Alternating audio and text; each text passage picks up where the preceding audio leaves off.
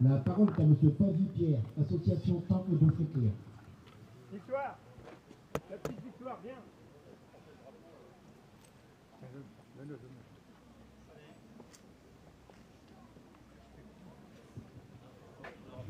Ça va, vous entendez tous et toutes? Très bien. Le jeudi 7 novembre 1918, quelque part sur le front de l'Aisne, sur le secteur de la Capelle, la nuit vient de tomber. Les soldats du 171e régiment d'infanterie, répartis de part et d'autre de la route qui va vers Audroy et Rouquigny, sont blottis dans leurs trous individuels. Le brouillard ne s'est pas levé de la journée. Une pluie fine tombe sur les casques, ruisselle dans les coups et imbibe les manteaux bleus maculés de boue. Ils attendent. Bientôt, vers 20h15, une sonnerie retentit dans le lointain. Le caporal Sandoz, mitrailleur, et les autres soldats se sont redressés. Bientôt, des lueurs apparaissent et se précisent. Ce sont des phares. Le capitaine Huillier, commandant le 1er bataillon, s'est mis en travers de la route. Mais il demeure prudent et derrière lui, la ferme Robart peut éventuellement servir d'abri. Bientôt, des voitures apparaissent. Dans la première d'entre elles, un homme tient une hampe au bout de laquelle un linge blanc a été fixé. Sur le marchepied, un trompette sonne aux officiers. Les voitures approchent. Le capitaine Huillier lève haut le bras et intime l'ordre de s'arrêter. Le convoi se range sur le côté de la route. Les voitures sont frappées aux portières de l'Aigle impériale allemande. De la première voiture descend un homme de haute taille, aux tempes grisonnantes, revêtu d'un uniforme de général. Il se présente. Général-major von Winterfeld, de la délégation allemande de l'armistice. Capitaine Huillier, veuillez me suivre. Quelques minutes plus tard, le convoi pénètre dans la petite ville de la Capelle, libérée le jour même, et prend la route d'Hirson. 100 mètres plus loin, il rentre dans le parc d'une maison assez cossue, la Villa Pasquès. Sous le porche d'entrée, l'écriteau Kaiserliche Kreiskommandantur n'a pas encore été retiré. Le commandant de Bourbon-Bussé fait pénétrer la délégation allemande dans la maison. Dans le salon trône un grand billard. Au mur est accroché un portrait de l'empereur Napoléon. Le souvenir du vainqueur de Jena et d'Auerstedt plane sur la pièce. Les Prussiens sont vaincus pour la seconde fois. Mais il ne faut guère s'attarder, car on est attendu à côté de Saint-Quentin, là où siège le commandement de la première armée française du général de Benay. Vers 22h30, le convoi arrive à Homblières. On reçoit la délégation dans le presbytère où un simple repas de soldats est servi. Vers 23h30, le général de Benay vient s'enquérir si tout se passe bien. Mais il faut repartir. Destination inconnue pour les Allemands, Rotonde pour les Français. Dans la voiture de tête, un homme de taille moyenne, assez corpulent, le visage rond, avec des lunettes cerclées sur le nez, reste pensif. Il s'agit de Matthias Etzberger, secrétaire d'État du gouvernement de Max von Baden et chargé de la délégation allemande de l'armistice. Il demeure pensif, car il songe à toute cette année 1918 où tous les espoirs étaient permis au Second Reich allemand et à ses alliés. Et maintenant, le voici à la tête d'une délégation d'un pays vaincu, contraint de solliciter un armistice, et il ne sait plus très bien comment on en est arrivé là. En effet, après la révolution d'octobre, la paix avait été signée avec la Russie le 3 mars 1918 à Brest-Litovsk. Les Allemands avaient fait revenir du front de l'Est en direction du front de l'Ouest 1 million d'hommes, car les Américains maintenant arrivaient à concurrence de 200 000 par mois. Et à terme, la balance allait basculer en faveur des Alliés. Les offensives s'étaient donc enchaînées. Les offensives s'étaient enchaînées parce que c'était le dernier coup de boutoir qu'il fallait donner pour gagner une victoire que l'on aurait imposée aux Alliés. Es war der letzte Hieb, le dernier coup qu'il fallait donner. Les offensives s'étaient enchaînées en mars, en avril, en mai, au mois de juin, et en juillet, la Friedensturm, la bataille pour la paix.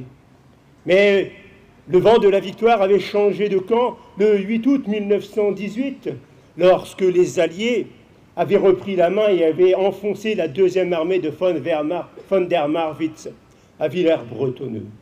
Dès lors, les Allemands étaient revenus progressivement sur leur ligne de départ qu'ils avaient quittée le 21 mars 1918, la fameuse ligne Hindenburg. Mais celle-ci avait été percée lors de la bataille du Canal du Nord le 28 septembre 1918, devant Cambrai. Dès lors, il n'y avait plus de possibilité pour les troupes allemandes de se protéger et de se reposer. Il fallait donc impérativement solliciter la paix. Et on avait confié cette tâche au neveu de l'empereur Max von Baden. Le vendredi 8 novembre 1918, dans la clairière de Rotonde, le train des plénipotentiaires allemands s'était rangé à côté de celui du maréchal Foch. À 9 h du matin, le maréchal Foch avait reçu la délégation, s'était fait remettre les pouvoirs et avait demandé à ce que l'on présente les personnes en présence. Il y avait celui qui commandait la délégation allemande, Matthias Etzberger.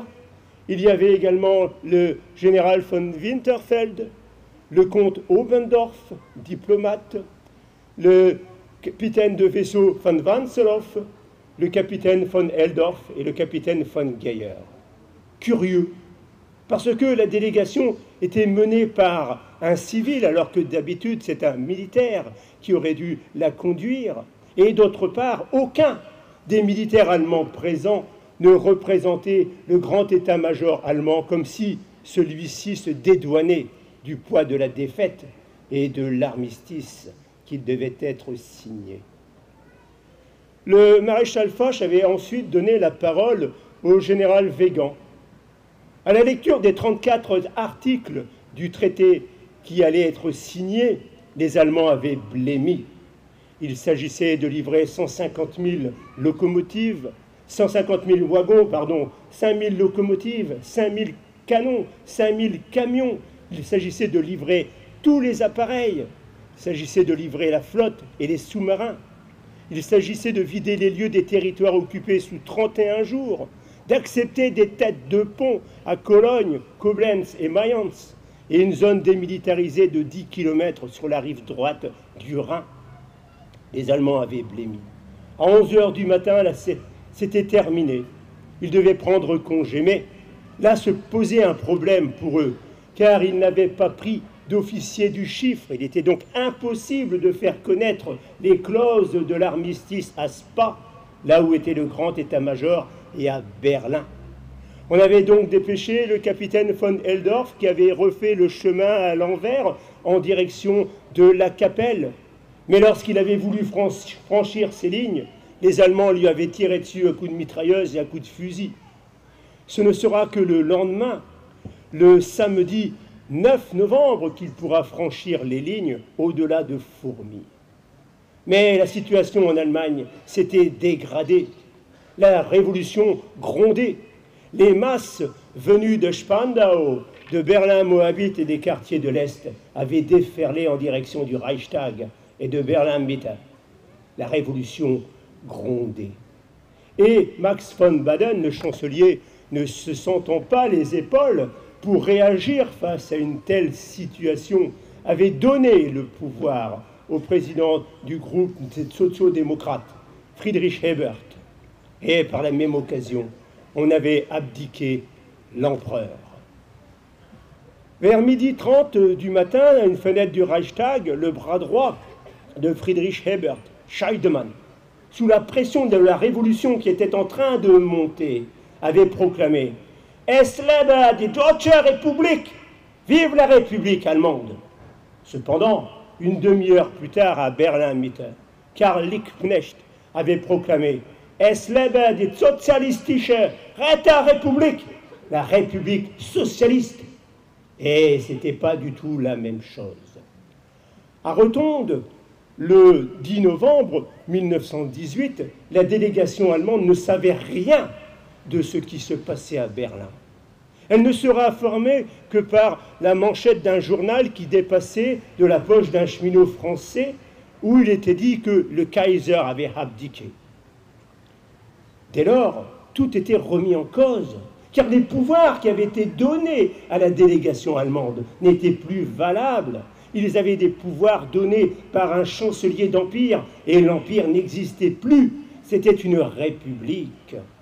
Dans la soirée, un message leur était arrivé cependant par un radiotélégramme. Il était dit que le gouvernement allemand acceptait les clauses de l'armistice qui avaient été proposées le 8 novembre et ont donné le pouvoir à son Excellence, Matthias Enzberger, de pouvoir signer l'armistice. Mais en bas du document qui lui avait été remis, c'était signé Reichskanzler Schluss. Le capitaine Laperche, officier interprète, avait demandé « Mais qui est ce Reichskanzler Schluss ?» Enzberger avait répondu « Ce n'est pas le nom d'un homme. Ça ne veut rien dire. Reichskanzler Schluss, ça veut dire point final. » Dans la nuit du 10 au 11 novembre 1918, la délégation allemande avait repris la table autour de la conférence avec le maréchal Foch, Weygand, Hobbes et Wemyss. À 5h15 du matin, on a posé sa signature sur le document de l'armistice, devant prendre effet à 11h. À 11h, sur une ligne de front qui allait de la mer du Nord à la frontière suisse, après 52 mois de guerre, 1561 jours de combat, le coup de départ des canons, le staccato des mitrailleuses, le claquement des coups de fusil, les éclatements de grenades, s'étaient progressivement apaisés puis achevés. Les hommes hébétés étaient sortis de leurs trous et de leurs abris. La guerre était finie. Il s'agissait maintenant de gagner la paix. Merci de votre attention.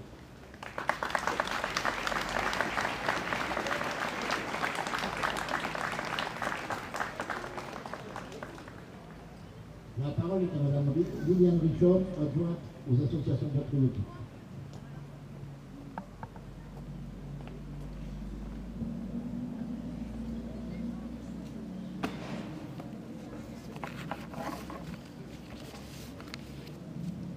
Messieurs, Mesdames, en vos grades et qualités.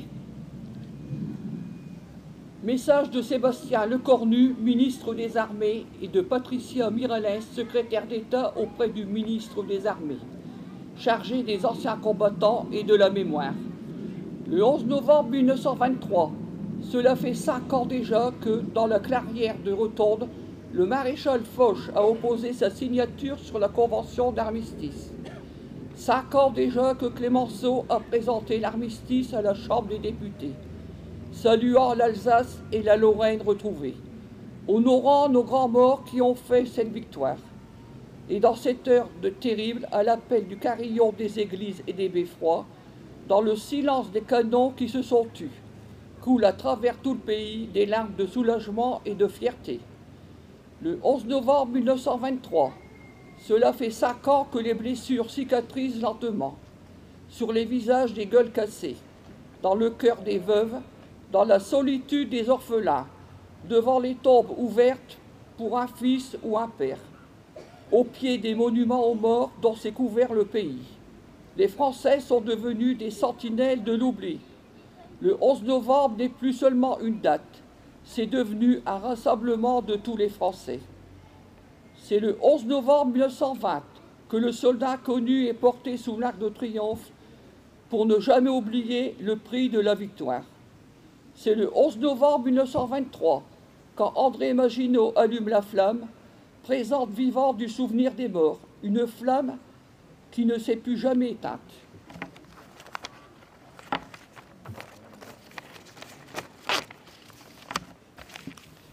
C'est le 11 novembre 1940, quand, dans le désarroi des consciences, les lycéens et les étudiants de Paris font de la flamme un symbole de résistance. Quand chez nos compatriotes alsaciens et mosellans, coupés de leur patrie, la résistance s'organise. C'est le 11 novembre 1943, quand les résistants de l'Ain devancent la libération en défilant dans l'Onax. C'est aussi le 11 novembre 1944, quand la France retrouve le droit de célébrer la victoire. Alors, face aux noms inscrits sur les monuments devant lesquels nous sommes rassemblés, nous nous souvenons de tous les morts pour la France, qui trouvent le repos dans nos mémoires reconnaissantes. Nous nous souvenons de ceux de 14, de ceux de 40 et de 44, de ceux de 1954 et de 1962, de ceux de 1983 et de 2008, et de tous les autres. Le 18 août 2023, en Irak, le sergent-chef ATP Gaucho. Le 20 août 2023, en Irak, l'adjudant Latourte Nicolas, 29 ans. Le 29 août, en Irak, sergent-chef ATP Mazier Nicolas, 32 ans. Tous trois morts pour la France en 2023. Le 11 novembre est dédié à tous ceux qui sont tombés pour défendre notre nation, notre liberté, nos valeurs sur notre sol comme en opération extérieure. Ils ont des droits sur nous, comme nous avons des devoirs à leur égard.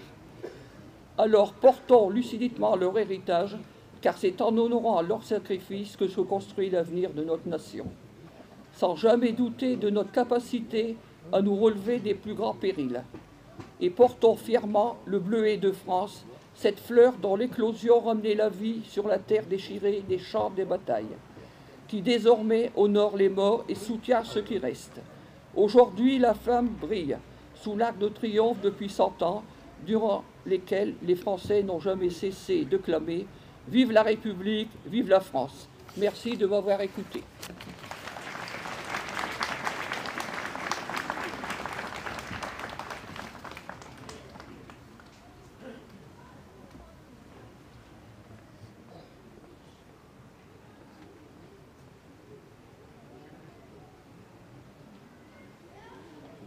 La parole est à M. Frédéric Bricout, maire de Caudry, conseiller départemental du Nord.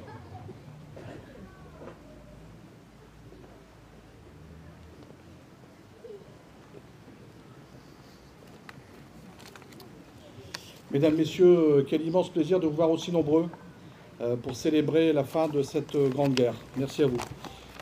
Monsieur le député, Mesdames et Messieurs les représentants de la Légion d'honneur, de la médaille militaire et de l'Ordre national du mérite, Madame la commandante de la brigade de gendarmerie, Monsieur le commandant du centre de secours et d'incendie, Monsieur l'inspecteur de l'éducation nationale, Monsieur le doyen Bernard Confineau, Messieurs et Mesdames les représentants des associations patriotiques, Mesdames et Messieurs les élus, Mesdames et Messieurs les représentants du Conseil municipal des aînés, Mesdames et Messieurs les représentants du Conseil municipal junior, Mesdames et Messieurs les directeurs d'établissement, professeurs des écoles, parents d'élèves, Mesdames et Messieurs les porte-drapeaux, Mesdames et Messieurs les musiciens, Mesdames et Messieurs les représentants d'associations, Mesdames et Messieurs, chers caudrésiens, je pense n'avoir oublié personne.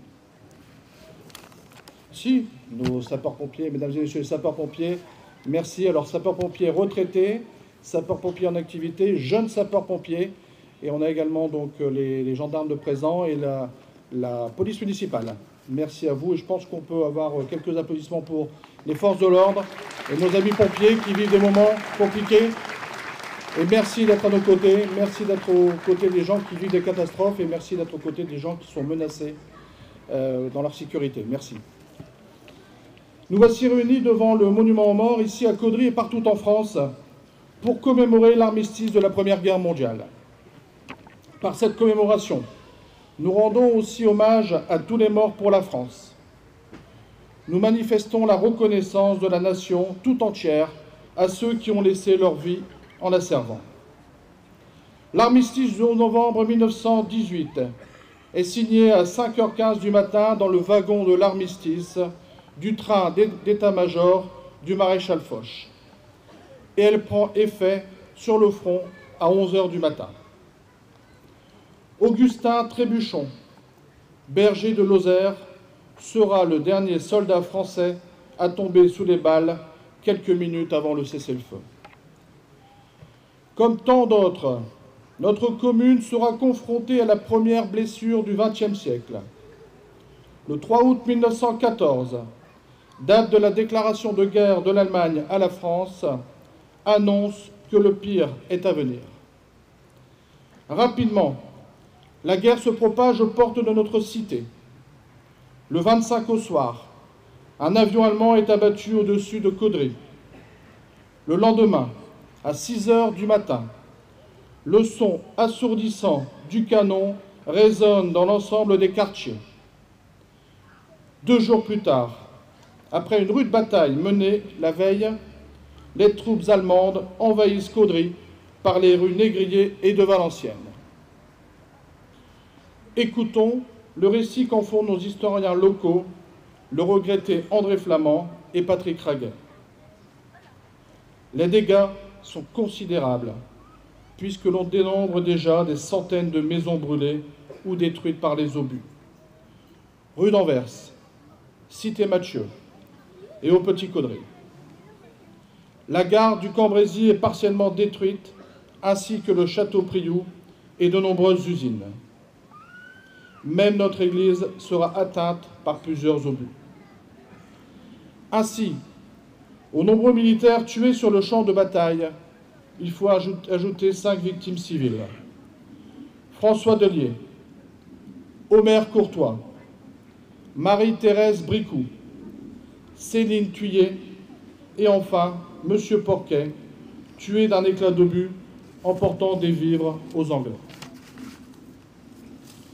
Au final, ce conflit aura été marqué par près de 1500 jours d'horreur, d'angoisse, de privation et par la disparition brutale de dizaines d'individus fauchés sans avoir pu accomplir les rêves propres à leur jeunesse. Aujourd'hui, il ne reste plus de témoins vivants de cette période effroyable. Mais les témoignages accumulés au fil des ans perdurent. Tous ceux qui vécurent cette période et eurent la chance de survivre à l'enfer des combats, certains à jamais brisés, exprimèrent avec force le souhait de mettre des mots sur ce qui ressemblait à d'effroyables souffrances. Henri Barbus, Blaise Sandrard et tant d'autres ont décrit avec justesse l'horreur de la vie des poilus dans les tranchées, affrontant le froid, la boue et le tonnerre de feu qui s'abattaient jour après jour sur eux. Leurs précieux témoignages se passent de commentaires, car ils expriment la douleur de soldats conduits à d'effroyables souffrances. Écoutons ici Blaise Sandrard nous narrer l'absurdité de cette guerre. C'était le bout du monde, et nous ne savions pas au juste où finissaient nos lignes et où commençaient les lignes allemandes. Les deux tracés se perdant dans une prairie marécageuse, plantée de jeunes peupliers jaunissants, maladifs et rabougris, qui s'étendaient jusqu'au marais, où les lignes s'interrompaient forcément pour reprendre de l'autre côté de la vallée inondée et des méandres compliqués de la Somme, sur l'autre rive, à Curlu, au Perché au-delà. Le bilan effroyable de cette guerre est désormais connu de tous, et les chiffres témoignent, au-delà du représentable, de la barbarie qui a régné sur tous les fronts. 9 millions de morts, 6 millions de mutilés et des proches à jamais privés d'un être cher. Issus des 4 coins de l'Empire français, de l'Outre-mer, de l'Afrique noire, de l'Afrique du Nord, de l'Indochine, de l'Océanie, des centaines de milliers d'hommes ont contribué à l'effort de victoire, pour beaucoup d'entre eux, au sacrifice de leur vie. Notre pays est sorti ruiné et meurtri de ce conflit. 1 400 000 morts, dont 600 000 victimes civiles, 3 millions de blessés, de mutilés, d'aveugles, de gazés, et ceux que l'histoire a retenus sous l'appellation de gueules cassées. Quasiment toutes les familles furent touchées, endeuillées, laissant là un parent, un ami, un fils, une fille, un père disparaître à jamais. Soyons pour cela, messieurs, dames, fidèles à la mémoire de ceux dont les noms sont gravés sur tous nos monuments ou nos plaques de rue.